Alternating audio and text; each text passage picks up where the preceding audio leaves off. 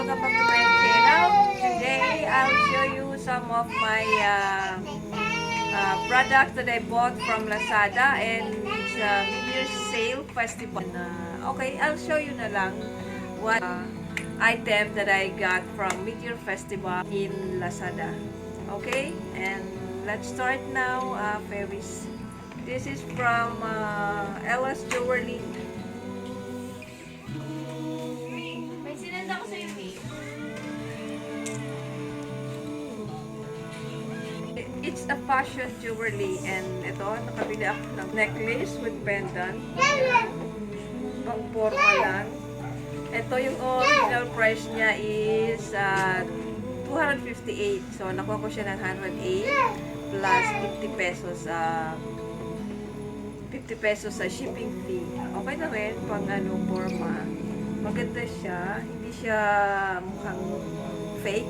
Mukha siyang mamahalin. This Maybelline Superstay Matte Ink. Dalawang nakuha ko. It cost me 185 pesos per like this. Dalawang kinuha ko. From BYS. Nakuha ko sa kanila ng 50% discount. I will do a review of this eyeshadow.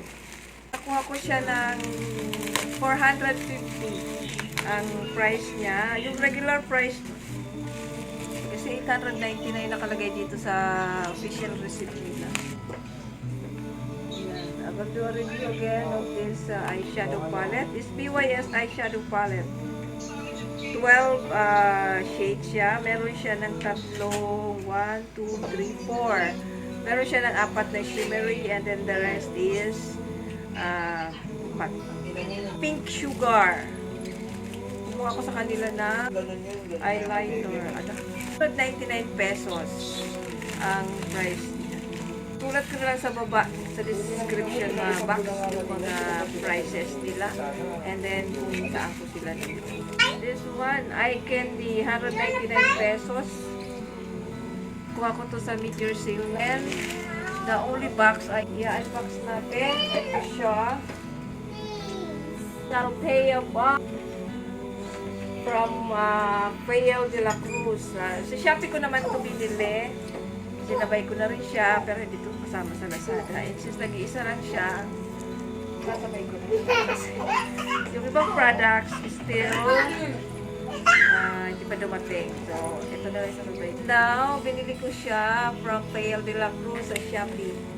And this one, ayan, ang laman ng Aloevera. Meron siya ng freebie baking powder for cleansing foam. It's all Korean products. And since na medyo may problema tayo sa hair, so I must try this one. I-review ko to, and then i-update ko kayo kung ano ang kinalabasan ng hair ko. And this one, ano siya? Ano siya? CP-1 Raspberry Treatment Vinegar. Performance Raspberry Treatment Vinegar that helps optimize the scalp environment, invigorate hair for increased strength, elasticity, and styling option.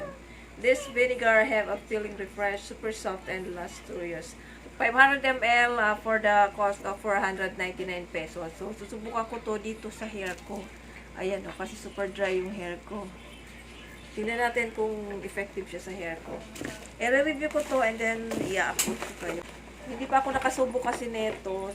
I wanna try this. Before I will try that, meron bago sila ngayon yung Future Eyes ba yun? Future Eyes ba yun? Yun, hindi ko pa siya na-try. But I will not try that one. Ito muna unahin ko. It's a Korean product too. Ayan, Aloevera. 92% soothing gel na ano siya, Nature Republic. It's authentic to yung binibilhan ko nito.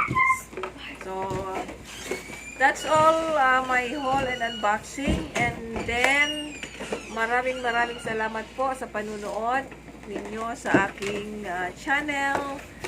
Saan man kayo, panig ng mundo, Magandang umaga, gabi, hapon sa inyong lahat. Sana masaya kayo sa anumang mga ginagawa nyo. And don't forget to press the bell button, the subscribe button, and thumbs up kung nagustuhan nyo ang ginawa kong haul and unboxing today. So, that's all for now, Fairies. Thank you so much to all of you. 170